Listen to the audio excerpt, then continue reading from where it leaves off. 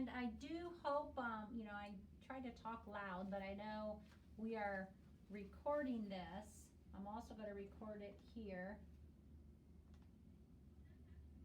But the recording, it's a little blurry because we are using a camera, like a monitor camera, but Sue Ellen's recording it also on an iPad that she's going to upload, so it's going to be a lot more crisp if you go back, and if you want to watch this again, you might be able to see things a little bit clearer on the recorded copy off of the iPad. So one other thing I guess I wanted just to touch base with you is the image ID. We went through the lab questions in the lecture today in class, but I'm going to go over the image ID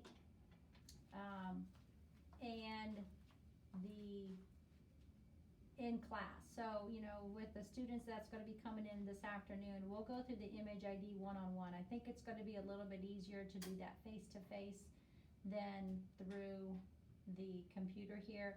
And then I know Brenda, you know, she'll go through that in her class as well, because I did say something to Sue Ellen about that. So, you know, and again, you know, as we go through the image IDs, if you ever have any questions on anything, you know, just let us know. Shoot us a quick email or something. But I just don't want to take the time out of this 1 hour to go ahead and stop and do the image ID as a overall class. So hopefully you guys have your practical requirements printed off here. Okay, I'm just kind of showing you here what they look like. And we're just going to kind of start with the pituitary first. Notice that the case that we're going to use is the same that we used for the routine brain.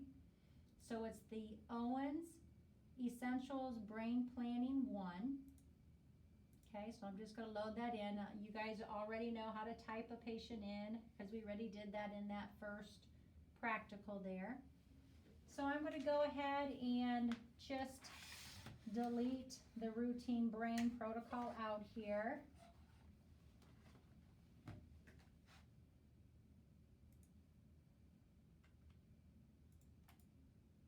And then if you notice under our hospital tab, underneath the head, we have all different protocols for the different specialty brains. So I have a pituitary, I have an orbit, I have an IACs, and there's also a seizures.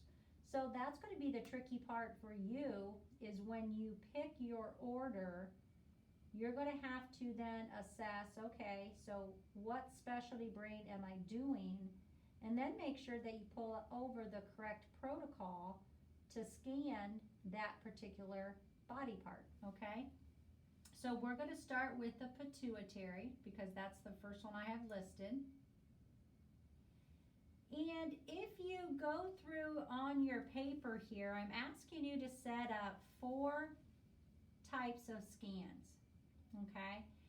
And notice that the very first one is a T1 Sagittal of the entire brain.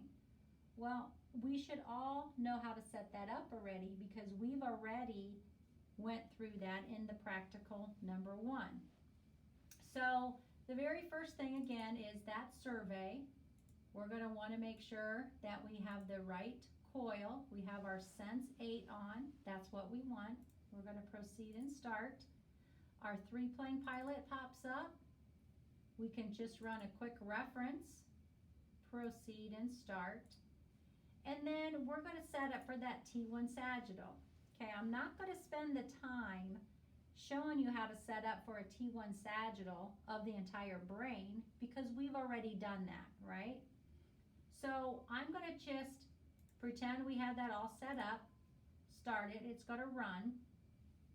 Number 2 is to set up a T2 coronal high resolution image through your pituitary gland. So notice in our protocol, the T1 Sagittal, the T2 flare, the T2 axial, and a T1 axial, these are all of the entire brain. Once we get this entire brain done, then starting here is where our pituitary, our specialty pituitary series begin. So we're going to start with this T2 high resolution of the pituitary gland. And I know right off the bat, I can get a better sagittal. So I'm going to go ahead and I'm going to pull up a nice sagittal so I can really assess where exactly is this pituitary gland located. And I can see it better here. Now I also have a better axial that I already took up here, correct?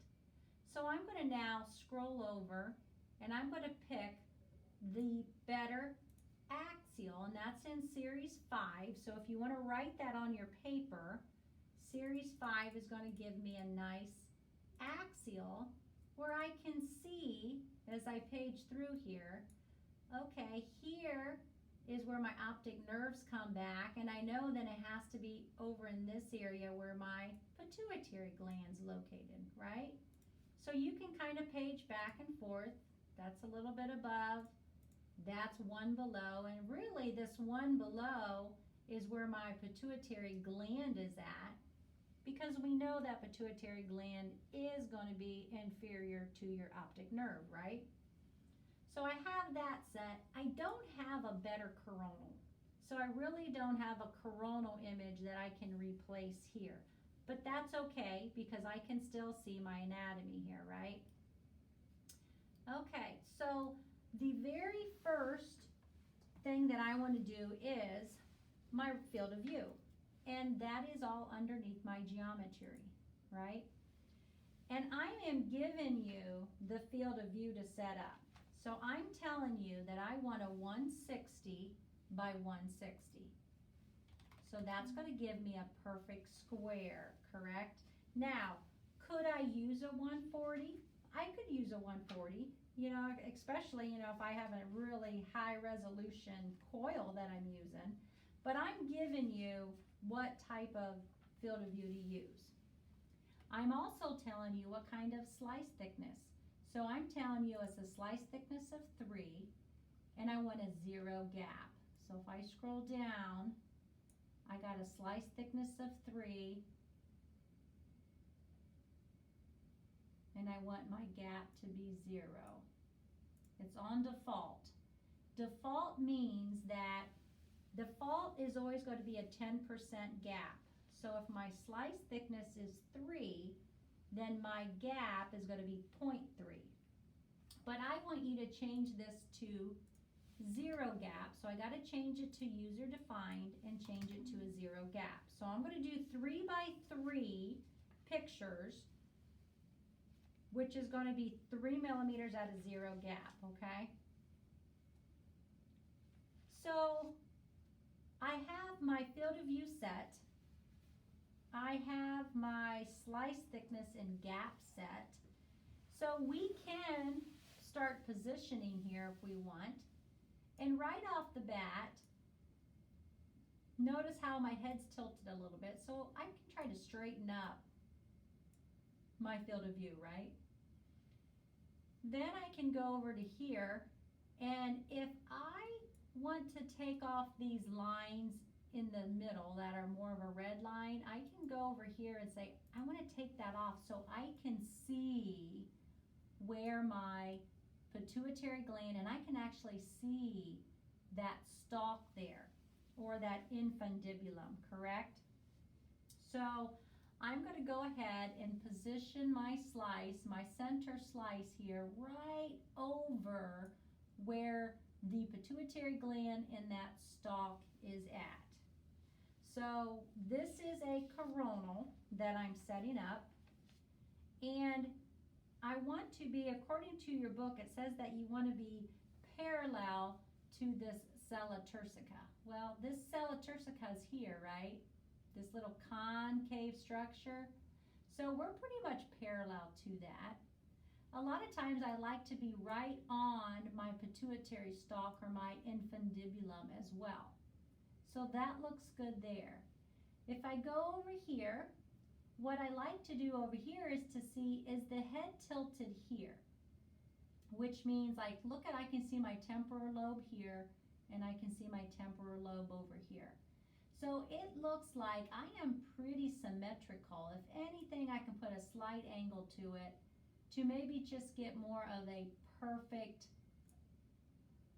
where I'm going to be, you know, making sure that I have it equally from the right and left side, correct?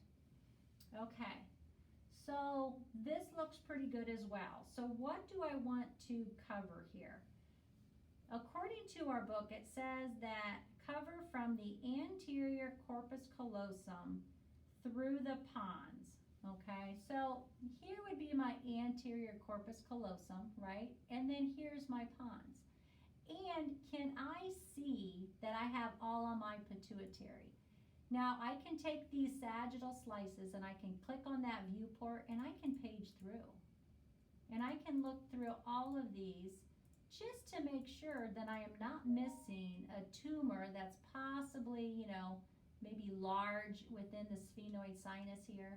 I can even look page through my T2s and say, am I missing anything? Is there any, you know, any tumor that's extending out larger than the pituitary gland there? But I think this actually looks pretty good. I have only 11 slices. And you know what? These are thin millimeter pictures. I'm only wanting to cover the pituitary gland. I think this looks good, okay? Now the reason that my field of view over here got a little warped is because I put a double angle. I only have one coronal here. And if I bring this back, you can see that my field of view, but anytime I put like another angle, it kind of like just warps it a little bit. And that's okay because, you know, once I straighten this up, I know this is my field of view. And I know that this field of view box is not going to change. It's only going to change because I'm putting a little bit of an angle to it. Okay, but I'm still going to truly still get a box. And if I had more coronals to look at here, and I don't in this particular case, I could page through these coronals and then I'd get where my box would come back.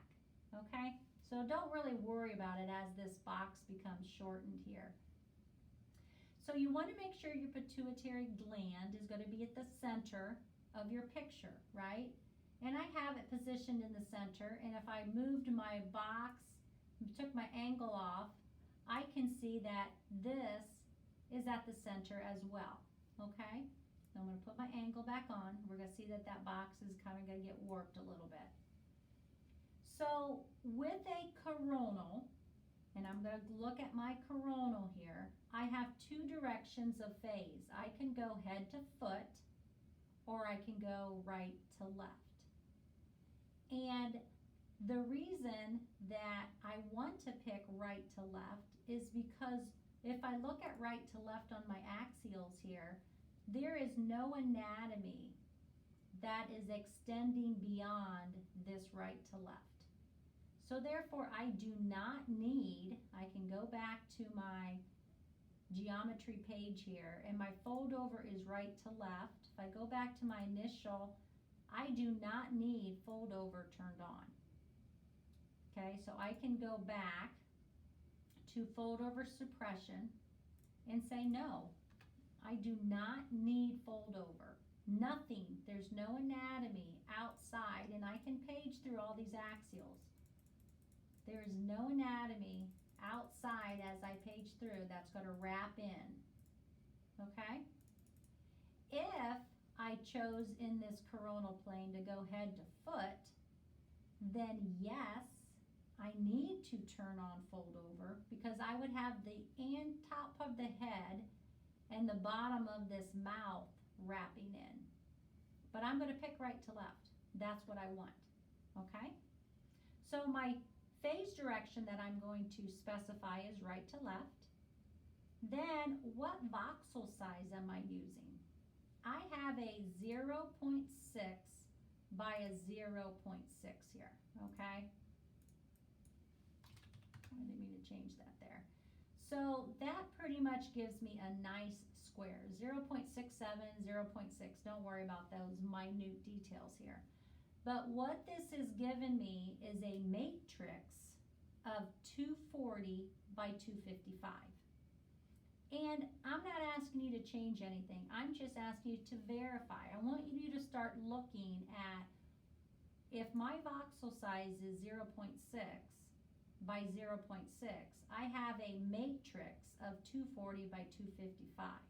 Now, notice if I would change my voxels to make them smaller, I am going to get better resolution. So I'm going to now do a 0.5 by 0.5.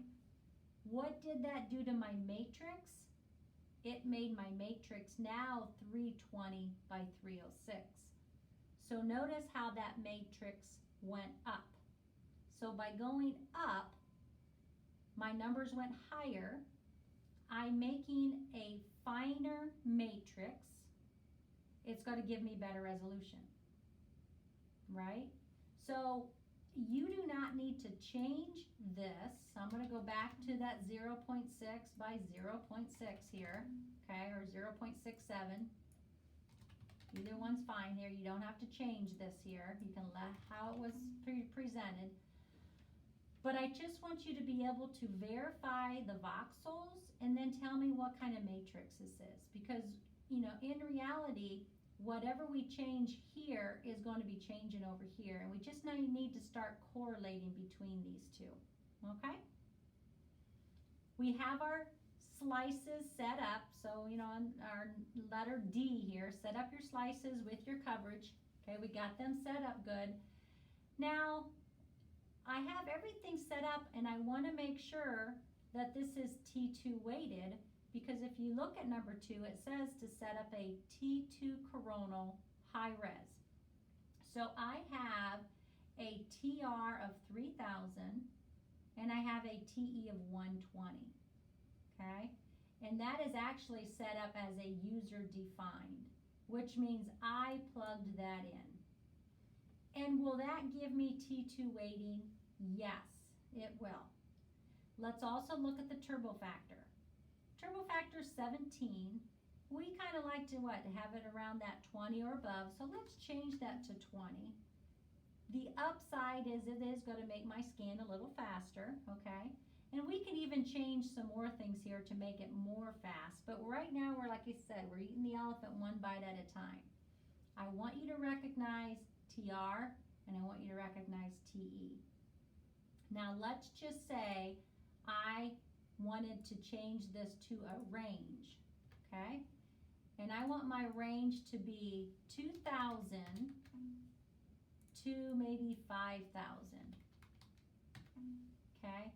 So with this range here and with 11 slices that I've programmed, the computer's telling me that I can use a TR of 2,648. So that TR is my actual TR. So granted, I had it user defined at 3,000 and I can scan that, no problem. It's just, it's costing me more time to do that though. It's saying you're using 3,000, but you really don't have to. You can come down in your TR because I only have 11 slices. So hopefully that makes sense. So you can leave this at 3,000. The TE, we like a high TE. It's going to give me a lot of T2 information. I like that. But this is where I want you to start thinking that if you change this to range and you said, I want my range to be above 2,000, but I don't want it to go over 5,000. The computer then will tell you with the number of slices that you have chosen between each TR, it'll take me 2,648 milliseconds. And it did save me a little bit of time here, right? So that's, again, that's this balancing act that we're constantly balancing TR, TE, turbo factor for our weighting. And it's just important to always look at like the time here, but again, like I said, it's just start to correlate between here, because if we could just scan everybody at 3,000 and scan for a T2 and everything at 120, but sometimes there's really no reason for that. It depends on the number of slices we're doing, and we can cut time by understanding how our parameters affect the different parameters in the geometry page. Hopefully that makes sense, okay? So I do have T2 waiting. I like it.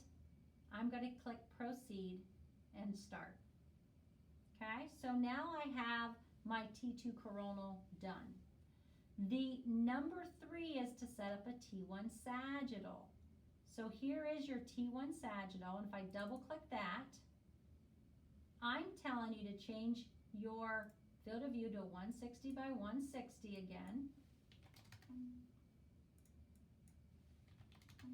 Sometimes when I'm looking at structures, I kind of like to keep things square as long as the picture frame and your anatomy is going to look somewhat square, okay?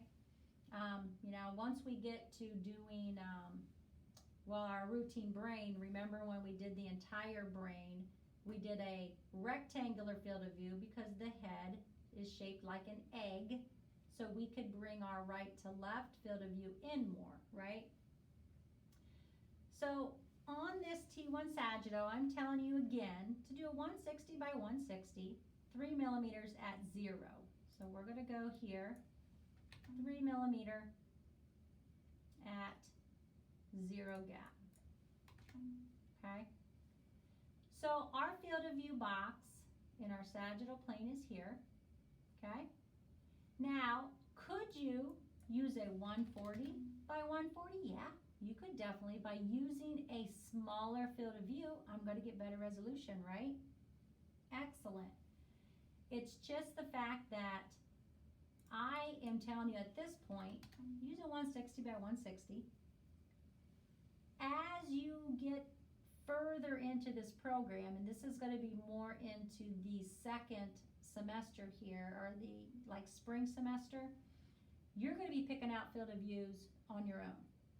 I'm not going to tell you what field of view to pick. You're going to be able to look at an anatomy and say, you know what, I think this is what I want to use. And what one technologist uses versus another technologist, that might kind of vary a little bit. And it's not saying either one of them is wrong. It kind of all depends on, what your pictures, how your pictures are coming out looking in regards to signal and resolution. And once in the real world, once you have these protocols set the way you like them, you're really not going to change them a whole lot, because those are the field of views that the radiologists are used to seeing. You don't want to change them dramatically from one to another. Pretty much a lot of these protocols will be set for you, but it is still good to understand that if I need to increase signal, or if I need to increase resolution, or if I need to, how I balance these parameters, by understanding what each individual parameter does, it'll be much easier for you guys to manipulate parameters down the road. So how do then I position these slices for my sagittal? Well, I'm going to go ahead and I'm still going to keep this axial, because I really have a nice axial here where I can see my pituitary gland. I don't have a real good sagittal to pull up, so what I'm going to have to do is just, visualize. I know it's in the center, and I also know that I want to make sure that I'm doing a perfect sagittal, and this head's tilted, right? So I'm going to go ahead and tilt it straight through here, and my pituitary is going to lie about this area right there, okay? The coverage, and what you're going to want to do is, if you're ever wondering coverage, this book here, this flip book tells you, okay? It'll tell you on the very bottom the anatomic coverage that is needed. So go ahead and have that book out with you at all times when you're by yourself in open lab setting these up. Because what it tells me to do is I don't need to cover this whole area. I just need to cover from the left to the right internal carotid arteries. And I know my carotid arteries are right here, right? And it tells me I have 22 slices. Well, do I really need 22 slices? Let's try 11. And if I take 11 slices, and if I just do a slight angle just to get a perfect sagittal here, notice what I like to do is look at how I can like see them on the edges of my eyeballs, and that's pretty symmetrical. If I can include my left internal carotid with my right internal carotid, I've got the entire pituitary. So we're good to go, okay? Thinking about the field of view back here, phase direction. I have head to foot, or I have A to P to pick. And that's going to be something that is truly up to you of what you want to pick, because there's, you know, kind of pros and cons either way.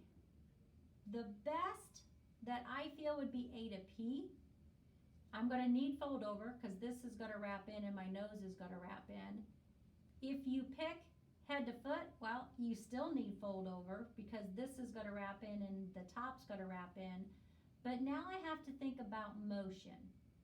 Do I want all of this blood flow from carotids coming up through my pituitary gland? Or then, but you also have your orbits on either side. But technically this orbit, if I go to my axial slice over here, these orbits I'm not really even slicing through. So if I have motion from this orbits and the eyeballs moving and they come straight down A to P, they're really not, it's outside of my slice range. So that's why I personally would go A to P, because I don't want the head to foot where I have flow coming up. But either way that you choose, you're going to need fold over turned on. So if I would pick an A to P fold over, I'm going to need to look at my fold over suppression and say, yes, I got to turn that on so I do not get wrap. So those are these things that you just need to think about when you're setting these up. My weighting then is a T1 sagittal, so I'm going to go to my contrast page. I have a 450 TR by a 15 TE. And notice I do not have an echo train because this is just a spin echo. If I changed it to a fast spin echo, then yes, I would need an echo train. But I don't have that, so I'm going to just concentrate on the 450 by 15 TR and TE. Does that give me T2 weighting? Yes, it does. Now, if I wanted to play, I can go to user defined and I could say, well, how about 300? I could possibly do a 300 TR and still get 11 slices and keep my TE at 15. That'll still get me T1 weighted. It made my scan faster, okay? Now it's only a minute and a half. And sometimes, you know, as you play with these things, and we haven't got to next yet, but, you know, under the motion tab, if I can make my time go down here, I can move my NSA up, and that'll get me better signal. But you don't have to worry about that for your practical. We're not going that far yet. I just want you to start to realize what manipulating the TR and the TE and how that affects your time up here. So by manipulating TE, it's not going to affect time. It's your TR that's going to affect your time.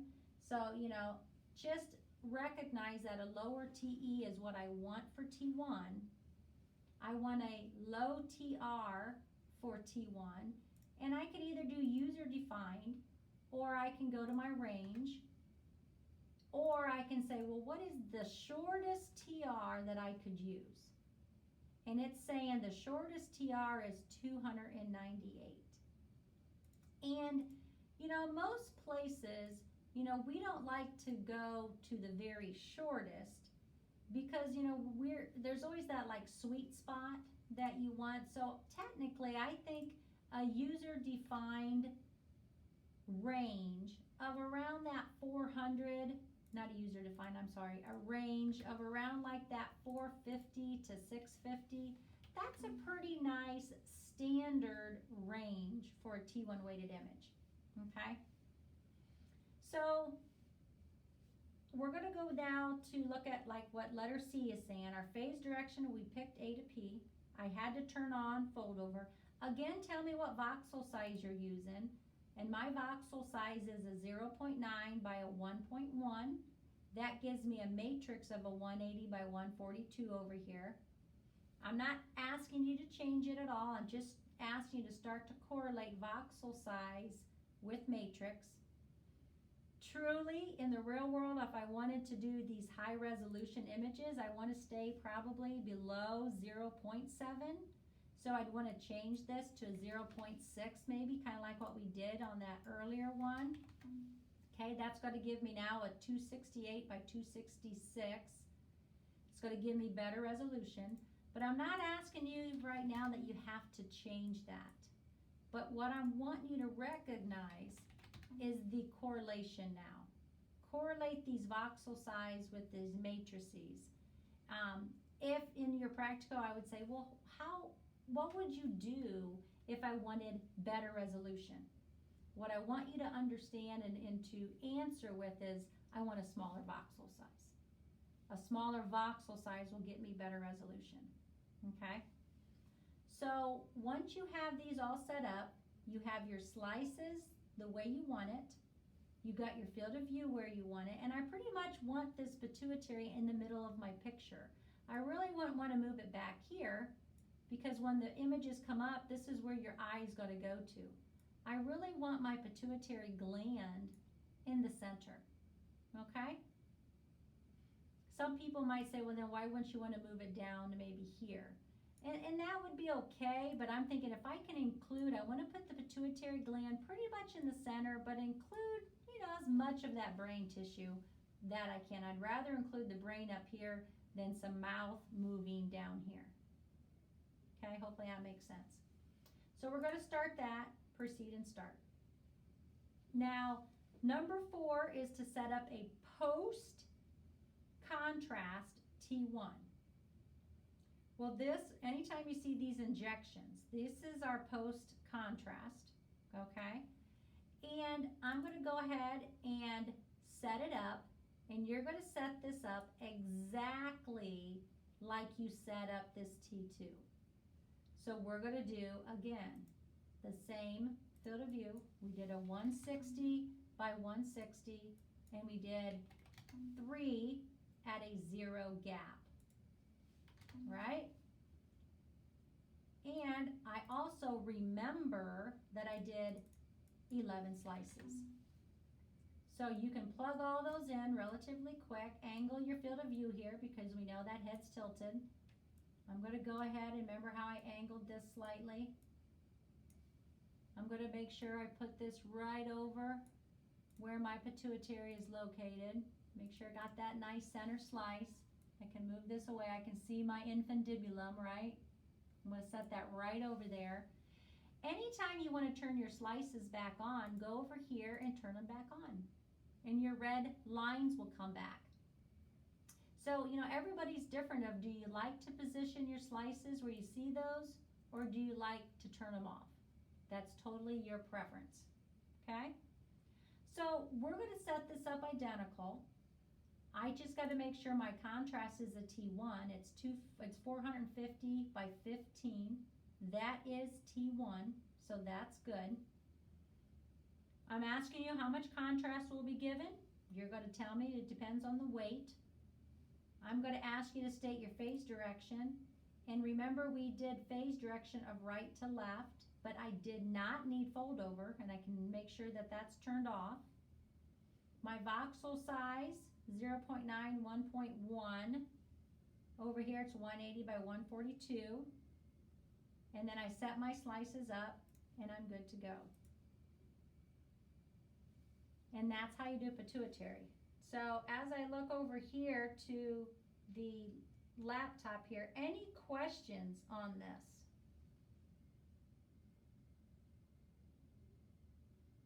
Does that seem pretty easy to set up? Again, remember, you already know how to set up number 1, because that's just of the entire brain. Good, good, good. Okay. So what we're going to do now is I'm going to delete this protocol out. I'm going to go ahead and just do a cleanup. We're going to pull that Brain Essentials back down here. And then if we flip this page over, the next thing is IACs. Okay? So I'm going to go to my IAC protocol and bring it over. Again, we're going to go ahead and do that survey. My head coil is on, it's right. My 3-plane pilot, my reference scan is good. Okay. The very first thing I'm asking you to set up for here is the T2 axial of the entire brain. So here's the T2, right? Well, you know how to set that up, right? You just set up an entire brain T2 in your routine brain. So you're going to set that up how you did in your practical. What you could right off the bat is, I know you did scan a better sagittal, so let's pull up that better sagittal. Okay? And we know we're going to angle with the corpus callosum, right? So I'm not going to go through all this of how to set this up. You know how to do that. Number 2 is to set up a T2 drive high resolution axial. And that's down here. It's a T2 axial drive. And notice what pops up. This is a specialized 3D volume scan of the IACs.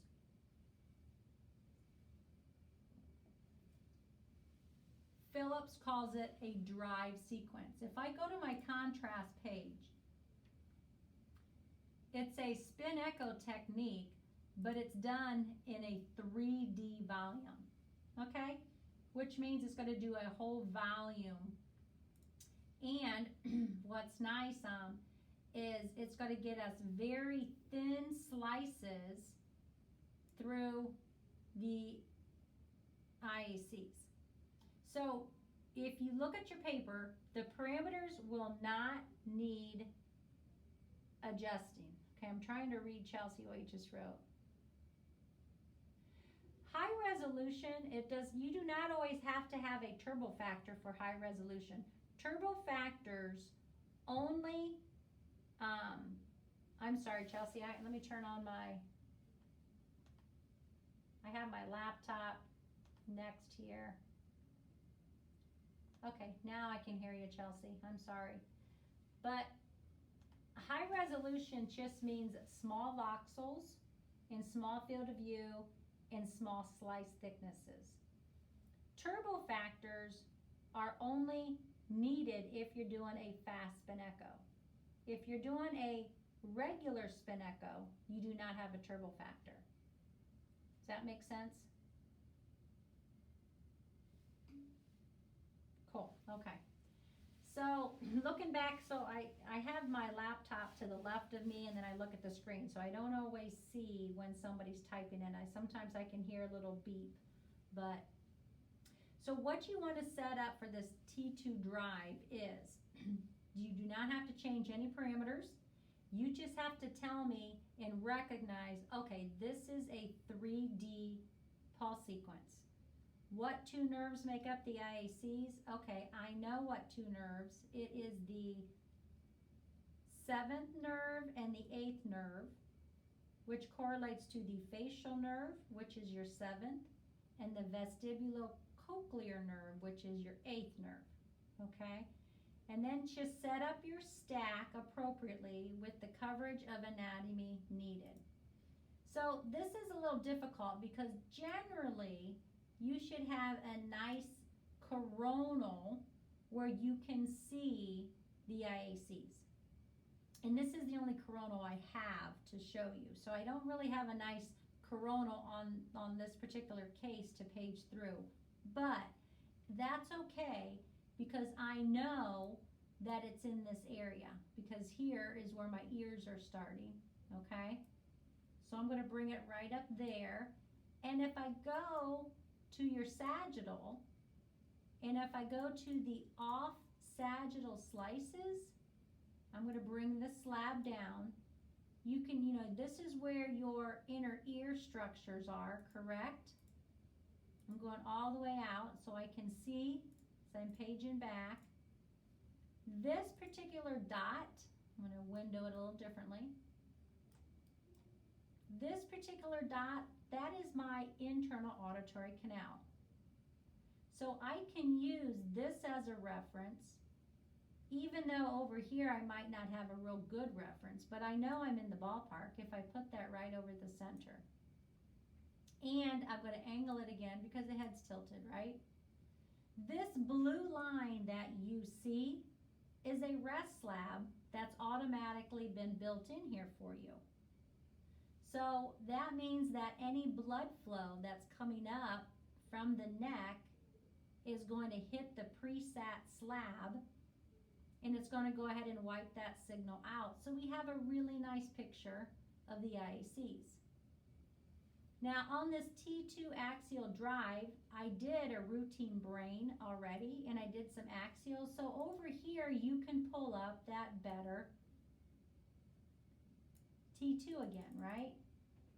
And right here on this particular image is where my IACs are.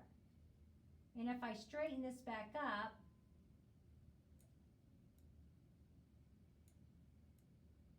so we know right there is where my IACs are located, okay?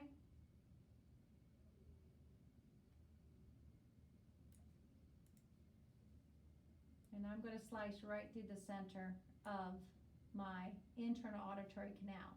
So I will get all of this. So don't fret too much with this particular sequence. You don't have to do anything with parameters other than verify that it's a 3D. Tell me what two nerves make up the IAC, and then basically just set this up so I know you could recognize where the IACs are located. And then you just run it. Number 3 is to set up for a T1 coronal high resolution. And this is before contrast. So it's going to be here. I'm going to double click the T1 coronal. Oh, in step 1. Are you talking in step 1, the field of view for this, for the T2 axial image?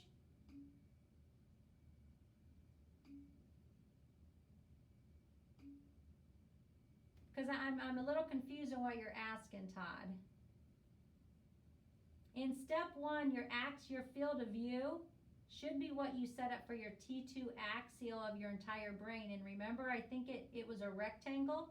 So wasn't it like 240 by 220? And you can look at your book, and that'll help you as well to know what to set that up as, okay? So we're going to go back to number 3 here. And this T1 coronal high resolution image through your ICs, I'm telling you to do a 160 by 160. Okay, and I'm giving you a 3 at 0 gap. So pretty much that's what we're going to be using on these nice specialty brains. It says default. I don't want to default because that's going to give me 0.3. I want to make sure I got a 0 gap. Okay. And my field of view is going to be here, and in my coronal plane I can kind of just angle it again, and I'm just going to want to make sure that now my coronals are going to be a perfect coronal right through this IAC. So a lot of times I like to use this center slice kind of as a ruler. And I just want to make sure I'm going right through both IACs. So when I'm looking at my coronals, I'm going to see the right side and the left side in the same image.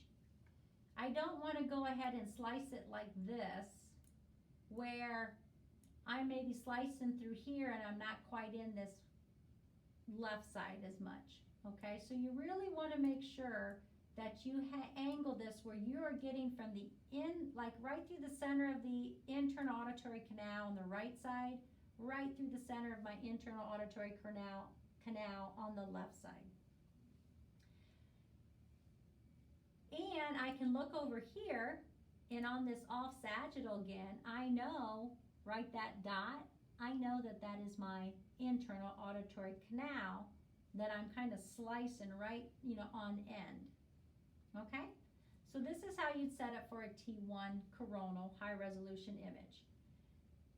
My field of view, I can either go right to left or head to foot. I'm going to want to pick right to left because then I can turn off fold over, because there is nothing right to left that's going to wrap in that I have to turn it back on.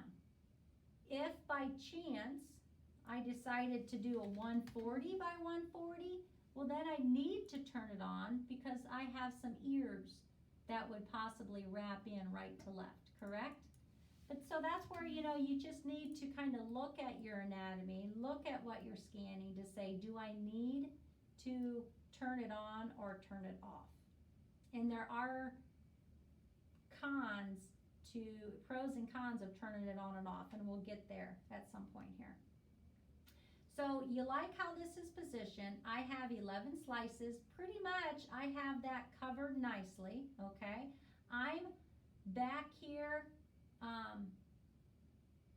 I got the entire internal auditory canal. If you are looking for a cerebellar pontine angle tumor, or as you page through these T2s, if you notice that there's a tumor that extends back here, then yes, you are going to want to include that in your slices. So you might want to add some slices to that then, okay? So I'm trying to pull up here real quick in the book of what it tells you for IACs. And it says for coronals that you want to get anterior to posterior through the bony mastoid region here. So your mastoids are right here. They could even, air cells be back here. So, some places might say, we like to include back into this mastoid better, which would include more of that CPA angle, cerebellar pontine angle, okay?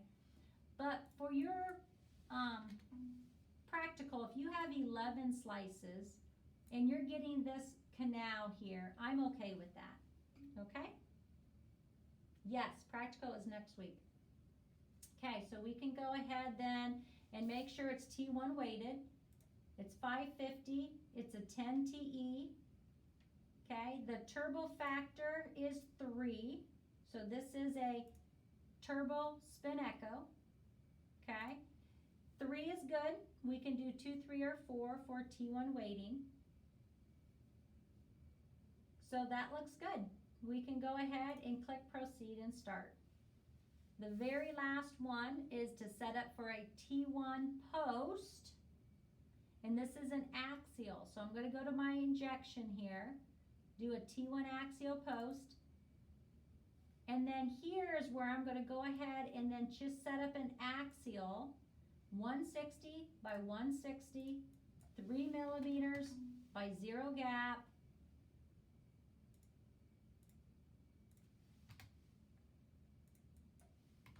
Okay. I'm going to go ahead and angle, whoops, change my gap there, change it back to 0. I'm going to angle it, darn it, let me go back to 0, sorry about that. I'm going to go here to my little box, I'm going to angle it, I'm going to straighten up this here, because this is an axial, and I'm going to put that right in the center here. I have it right over where my IC's position there, okay? And again, notice how your box got warped because you angled your slices. So let me go back, and it is touchy sometimes. So just, you know, pretend that this is straight. Like if I page through here, this box technically is a perfect square, okay? Just position your box to the center, angle your, sorry about that, guys, I keep changing my gap.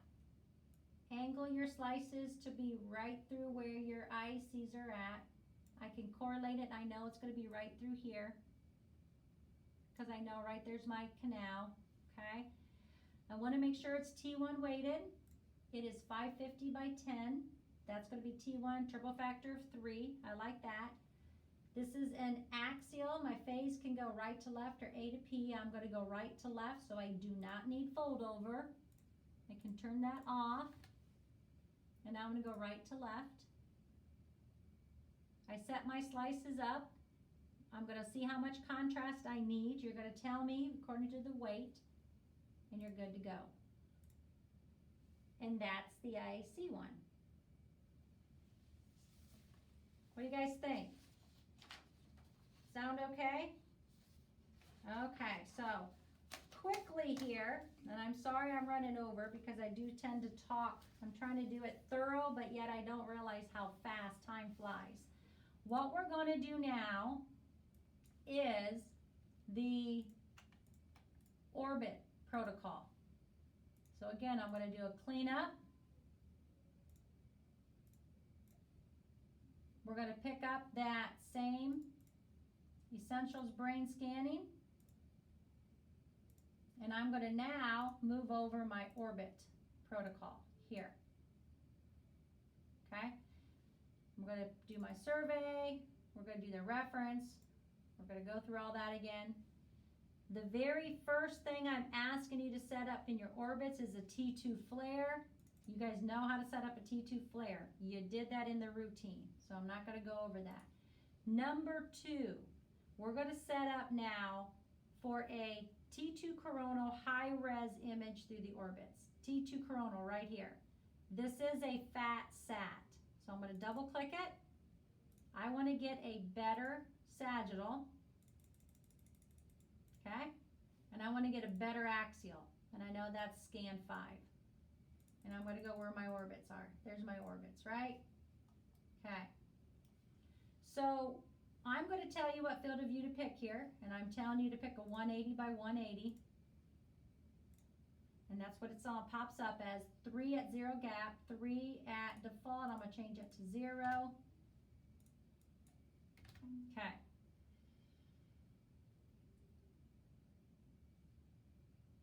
If you look at your book under the orbits here, because I know I need to cover from this optic chiasm all the way through my orbits here. So I'm going to need a lot more slices.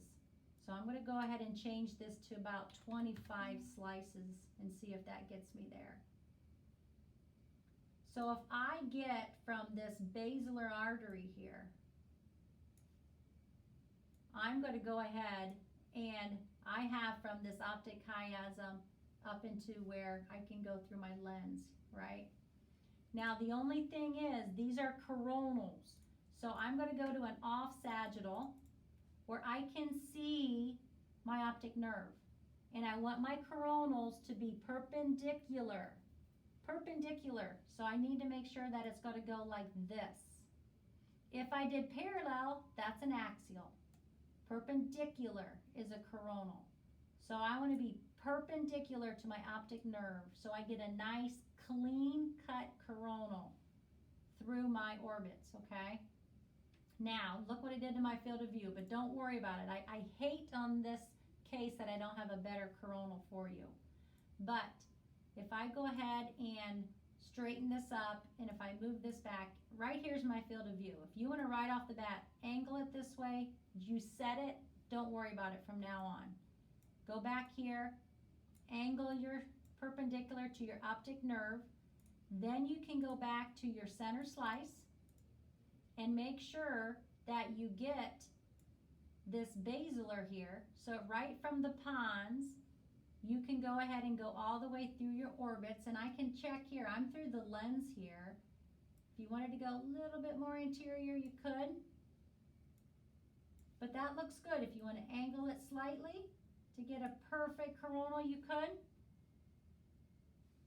And that looks good, okay?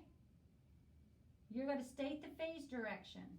Phase direction is going to be, this is a coronal, right to left. Do you need fold over? No, because if I look here right to left, I am not going to have any wrap issues. So I can turn fold over off. I do not need it, okay? Now, this is a fat-satted sequence. I have it labeled as a fat-sat. And so we're going to talk about fat-sat in number 4. So let's just let this go on this particular series. I'm not going to have you set up this fat-sat box because we're going to set it up in series number 4, okay? So let's now go to my contrast. I have 3000 by 100 TE and a turbo factor of 17. Well, I'm going to just right off the bat change my turbo factor to 20 here because I like to go 20 or higher. If you would do 22, it's not a big deal. What it does is it saves you some time, okay?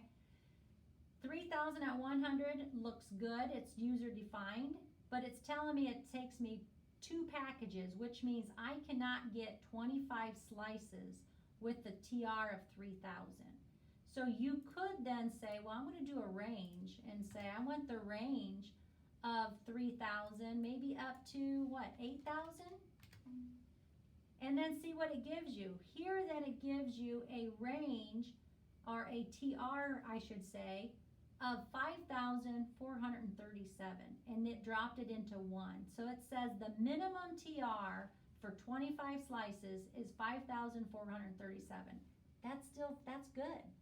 You can go ahead and use a 5,437 with a TE of 100 for this. That will be just fine. Okay, so again, it's recognizing to start looking at TR and TE and recognizing, is it T2 weighted? And you know, the 3000, yeah, that's T2 weighted. Can I use a 3000? Yeah, you can use 3000. That's going to give you T2 weighting. It's just saying it's going to do it in 2 packages, okay? So, you know, that's going to be something that you as a technologist, you know, assess does it save me much time or not if I go up in TR and bring it down to the 1 package. So that's kind of where, you know, looking at the anatomies that you pick, it's going to be your choice. Okay, so you've got this covered. I like it. We can go ahead and click proceed and start. Number 3 is to do a T1 axial fin through my orbits. And I'm just going to set this up. And I'm going to go ahead and I'm going to put, you know, my field of view box centered over there. I'm telling you to use a 160 by 160. Okay. I'm telling you to use a 3 at 0. So pretty much we're going to do 3 at 0 for everything here.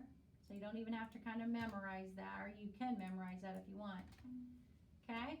Now I'm going to go to that off sagittal and I'm going to pull up my optic nerve, and now I want to be parallel to it. Okay.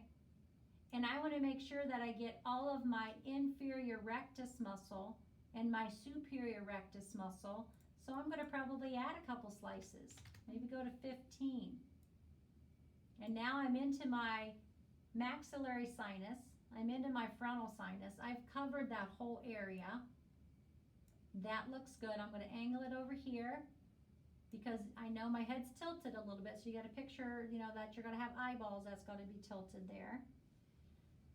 For this axial, I have right to left or A to P. If I pick right to left, I do not need fold over, so I can turn fold over off.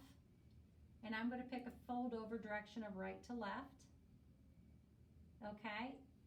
Is this T1 axial orbit, is this a fat sat? And in the real world, it is going to be a fat sat. So position a shim box if fat sat is needed. This is what's now new, okay? If I go and if I'm trying to figure out if this is fat satted or not, I can go to my contrast page and I can look at fat suppression. And I have different ways I can use fat sats, spur or spare. Don't worry about what they're called at this point. If I have fat suppression turned on to a spur, and I have a, if I wanted to go ahead and put on a fat sat box, I go to my shim, it's on default. So default means that your shim is going to be the exact same size as your field of view. But if I change my shim box to a volume, notice I have now a green, oops, I gotta click on it. I have a green box that I clicked on, and it's now this yellow, right? This is what we call our shim box.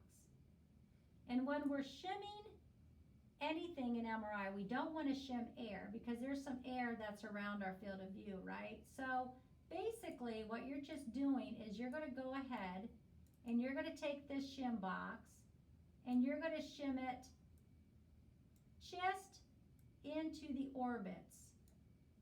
You can bring it back here. And what I'm trying to do is just to decrease the amount of air in my picture, okay? Because what this does is it tries to shim to make sure that we are perfectly positioned on the water peak. Right. For the third one, let's do that. What do you guys think? If you guys can do it, great. Here's what I'm going to tell you. If you want to turn it on for 3, great. You have to turn it on for number 4. What I just want you guys to recognize is that in these fat saturation techniques for orbits, we do want to utilize fat suppression. And some places will have the shim box as a default, and it'll just default to the field of view that you have chosen. Or you can do your own and turn it on manual, and you can maybe kind of fine tune it a little bit. You can bring those shim boxes in. And what will happen in the real world then is you're just kind of doing a little bit of a minute manipulation of that fat and water peak, and then hopefully you can be right on that water peak so you do not get any fat in your image, okay? So that is how you set up for number 4. Okay. Or no, I'm sorry, number 3. Number 4, we're going to set up that post contrast T1. Here's my injection. We're going to set this T1 up identical to how we set up our T2. Okay, so you're going to angle it perpendicular. You're going to go ahead and make sure you have the same number of slices. And if you don't remember, you can always click back onto this T2 coronal. And if we looked at, we did 25 slices, so go back to your T1 and you can just start plugging those numbers in. You're going to set this up identically. Then you're just going to take your shim box and you're going to shim it then to where your field of view is located.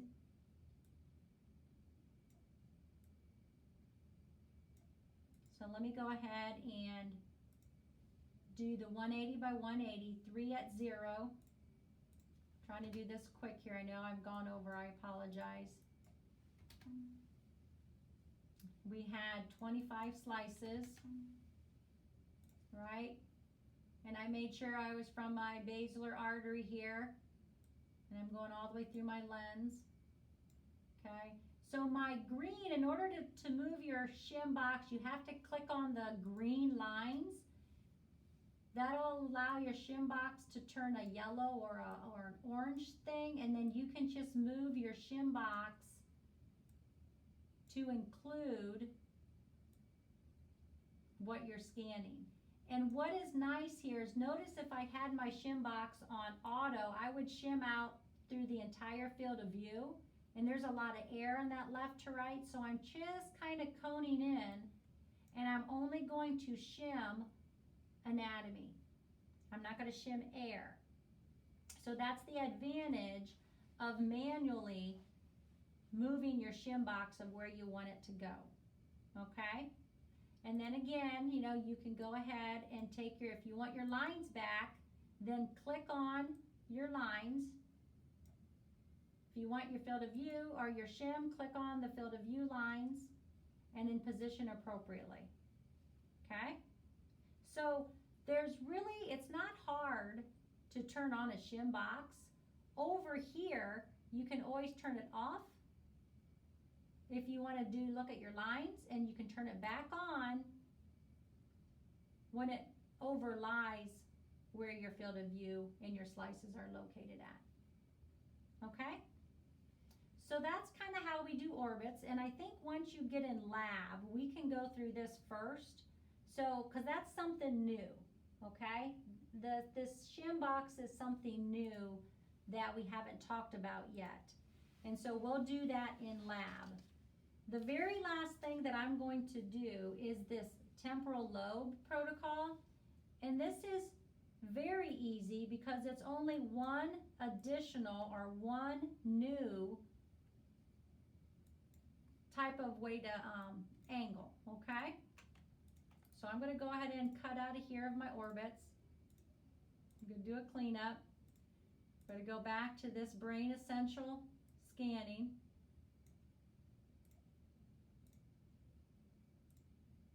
I'm going to go ahead and pick now my seizure protocol.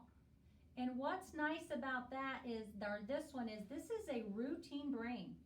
So you're going to set up, on your paper it probably says 5, 6, 7, and 8. I did change them here. It should be 1, 2, 3, and 4.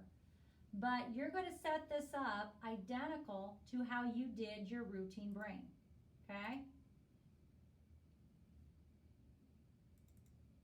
So we got our coil identified, got my reference. And again, if those lines don't come up, it's because I turned them off, okay? So you already know how to set up a T1 sagittal, you know how to set up a T2 axial, and you know how to set up a T2 flare axial. You're going to set up all of that as a routine brain. The only additional thing is this T2 coronal high resolution through your temporal lobe. So if I click on this, I know I can get a better sagittal as a localizer.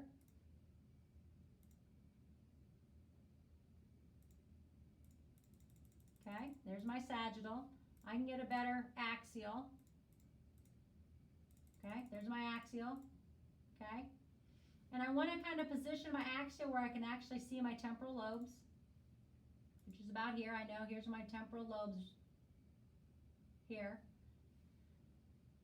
So I'm telling you, just select a field of view and slice thickness for high resolution imaging here. And right now it's at a 200 by a 160. If you look at your flip book here, we can kind of see what they like to use and what the type of field of view that they have for temporal lobe. Look here. This is the protocol that says brain for epilepsy temporal lobe, okay? They like to use a field of view of like 200 or even by, you know, a 180 even. So if we would even go 180 by 180, okay? We're going to get some nice resolution through these temporal lobes. Even if you wanted to pick a 160 by 160, this is really going to be dependent on the size of your patient, right? I'm going to just angle it because I want to straighten them again. Okay, this is going to be a T2 coronal oblique. And notice I'm going to move this to the side. On this sagittal image, I cannot see my temporal lobes. But if I page it to the outside, yes, here is where my temporal lobes are showing up, right? So if I go one above that, notice I'm all the way out here, page through here. So once I can kind of get to see where this little structure's at, here's my hippocampus. The page that these perimeters are on is on page 38. 38 of your flip book, okay?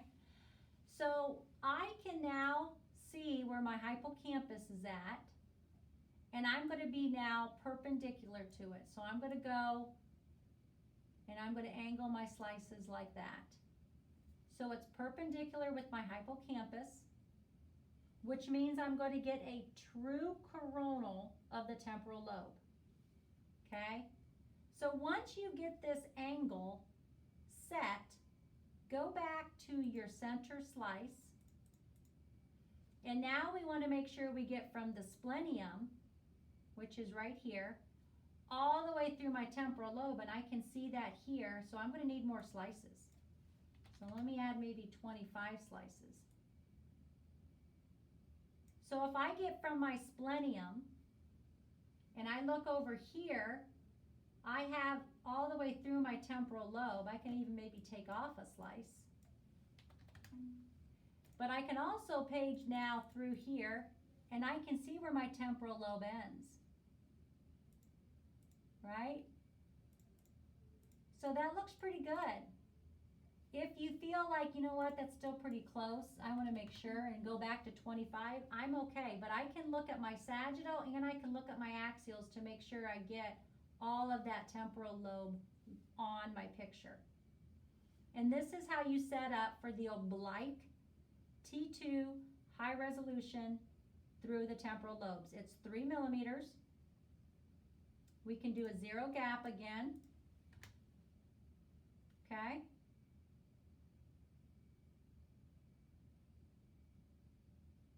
Notice I threw this 0 gap in, and it kind of like, I think it was on default, so it was on 0.3. But am I still covering all of my temporals? I can page through there. If you feel like you're too tight there and you want to add another slice, that's okay. You can always move it forward just a hair, or from that splenium through the temporal lobe anteriorly. I just now want to make sure I'm T2 weighted.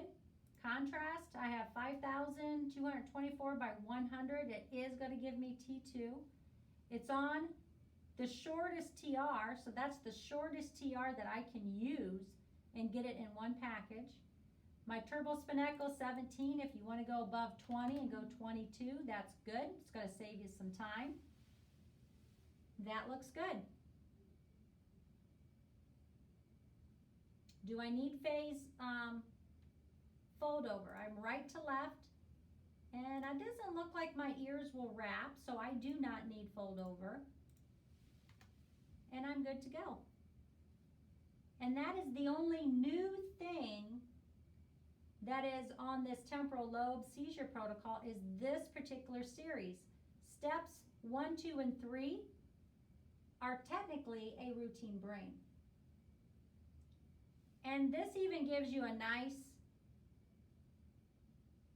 localizer over here. These are like a lot of times in the real world, there's little tips that it gives you. And so this is kind of telling you how to angle it here. But again, it's going to depend on how your head's positioned in the magnet. But you know, what you are looking for is that off sagittal slice, okay, where I can pick where this hippocampus is at, and then I want to be perpendicular to that hippocampus. And that's it. Again, I apologize for going over. I just wanted to make sure that I covered this thorough enough for you. And again, anytime, you know, that's kind of why we have then these one-on-one labs, is to answer these questions that you have throughout this 1 hour, 1 hour and a half recording here. Okay, so, you know, keep those questions in mind of what you need to do, and we'll go from there. Okay? We'll see those of you in lab. Otherwise, thanks for staying in longer than anticipated.